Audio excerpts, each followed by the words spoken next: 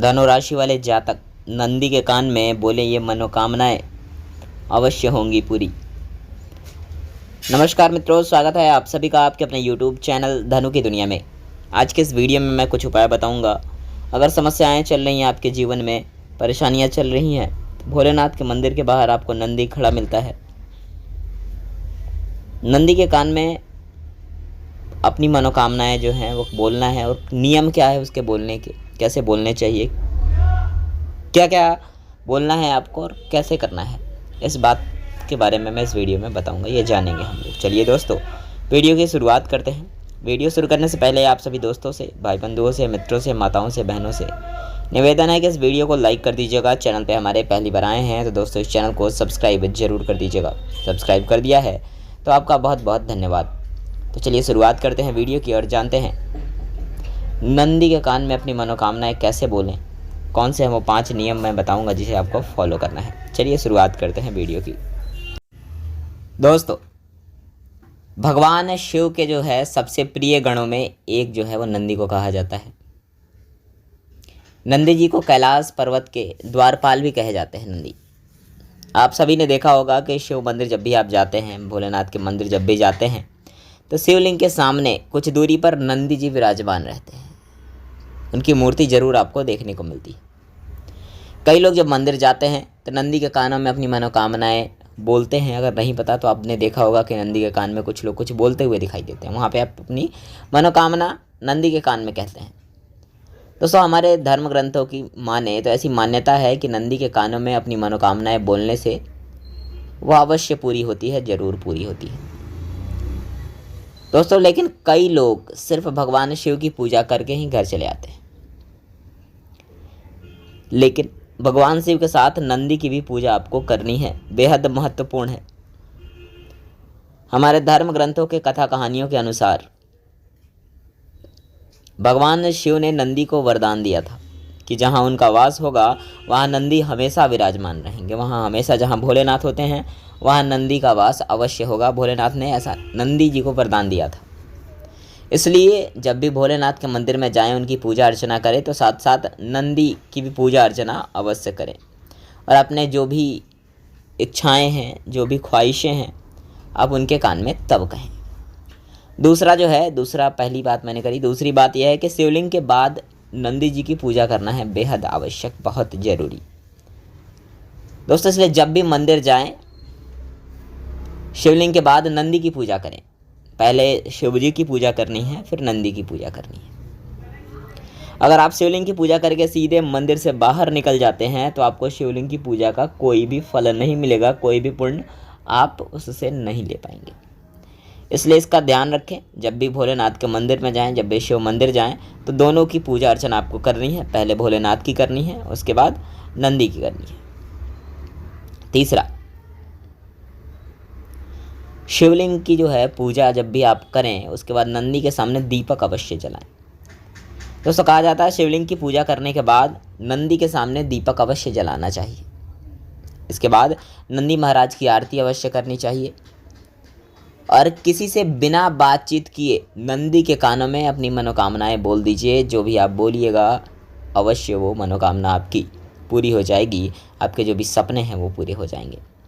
इसलिए हमेशा ध्यान रखें कि शिवलिंग की पूजा करनी है आपको, फिर दीपक जरूर जलाना है नंदी के सामने, नंदी की महाराज की पूजा करनी है, उनकी आरती करनी है और बिना किसी से बातचीत किए उनके कानों में अपनी जो भी मनोकामनाएं हैं वो आपको बोलनी है। चौथा, अब लोगों के मन में एक सवाल आता है, बहुत लोग पूछते हैं कि नंदी के कान में मनोकामना क्यों बोलनी है, क्यों बोला जाता है।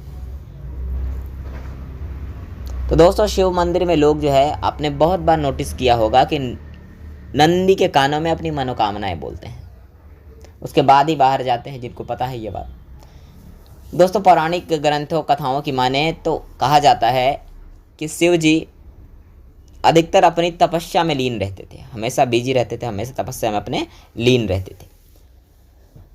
उनकी तपस्या में कोई विघ्न ना पड़े, कोई डिस्टर्ब ना करे, इसलिए हमेशा शिव जी की सेवा में नंदी तैयार रहते थे, तत्पर रहते थे। जो भी भक्तगण शिव जी के दर्शन करने जाते थे वो अपनी बात नंदी के कानों में बोलकर चले आते थे, ताकि जोर से शोर ना हो और प्रभु का ध्यान ना भंग हो जाए। इसलिए जो भी ख्वाहिशें, जो भी ड्रीम्स, जो भी सपने लेकर जाते थे, जो भी प्रश्न लेकर जाते थे, जो भी मनोकामनाएं लेकर जाते थे, वो नंदी के कान में धीरे से बोल देते थे, ताकि भोलेनाथ जो है अपनी तपस्या उनकी जो है वो भंग ना हो सके। नंदी जी से कही गई बात जब शिव जी तक जाती थी तो अवश्य पूरी होती थी। इसलिए लोग मंदिर में शिव जी के कानों में अपनी मनोकामनाएं नहीं बोलते हैं, सीधे नंदी के कानों में बोलते हैं। अगर ऐसी मान्यता है ऐसी, शिव जी ने नंदी जी को खुद से ये वरदान दिया हुआ था कि जो तुम्हारे कान में अपनी मनोकामनाएं रखेगा, बताएगा तुम्हें, उस व्यक्ति की सारी इच्छाओं को वो अवश्य पूरी करेंगे। इसीलिए लोग शिव मंदिर जब भी जाते हैं तो नंदी के कान में ये बात बोलते हैं। अगला और पांचवा आखिरी बात है ये, कानों में जो भी आप मनोकामनाएं कहेंगे उसके कुछ नियम हैं जिसे आपको फॉलो करना है। वो है कि नंदी के कानों में अपनी मनोकामनाएं कहने से पहले उसकी पूजा अवश्य करें। बिना पूजा किए नंदी को जो है कानों में कोई बात ना कहे, कोई भी मनोकामनाएं ना कहे।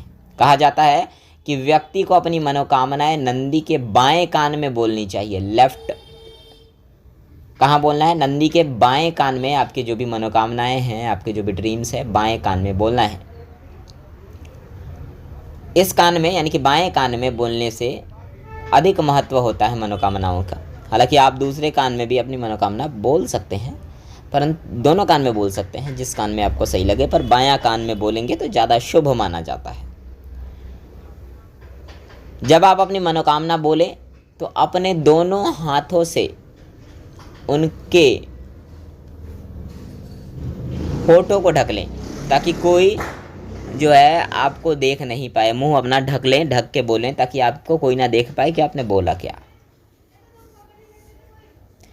हमेशा याद रखें कि नंदी के कानों में किसी की बुराई या किसी का बुरा करने की बात कतई ना बोलें।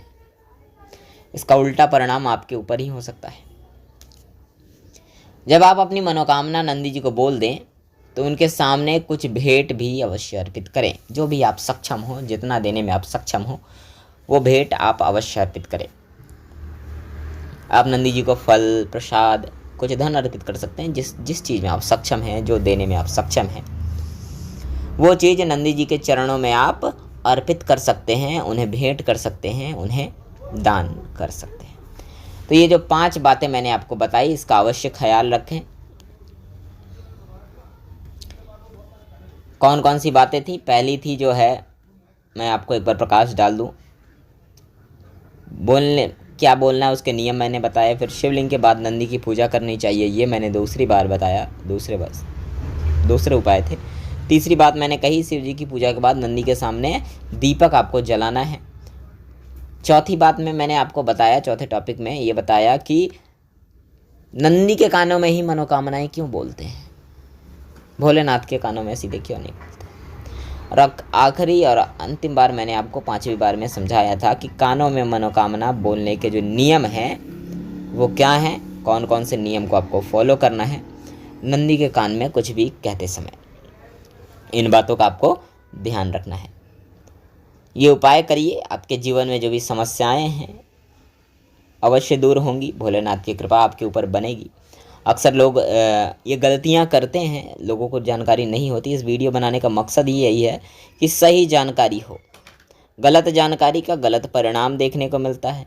इसलिए सही जानकारी अगर आपको है, सही जानकारी का होना आवश्यक है।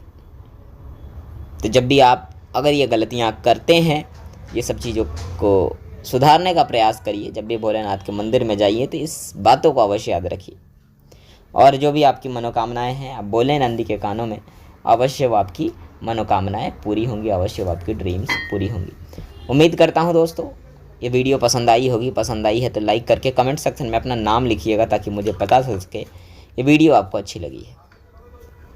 चैनल पर हमारे पहली बार आए हैं तो नीचे जो लाल बटन दिख रहा है उसे दबाइए, चैनल को सब्सक्राइब करिए, हमारे परिवार का हिस्सा बनिए।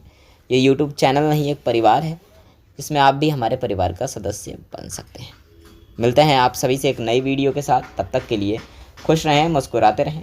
आसपास सफाई रखें, घर वालों का ख्याल रखें, साथ ही साथ अपना भी ख्याल रखें। जय श्री राधे, जय भोलेनाथ, हर हर महादेव, बम बम भोले। आपकी भोलेनाथ की कृपा से आपकी सारी मनोकामनाएं पूरी हों।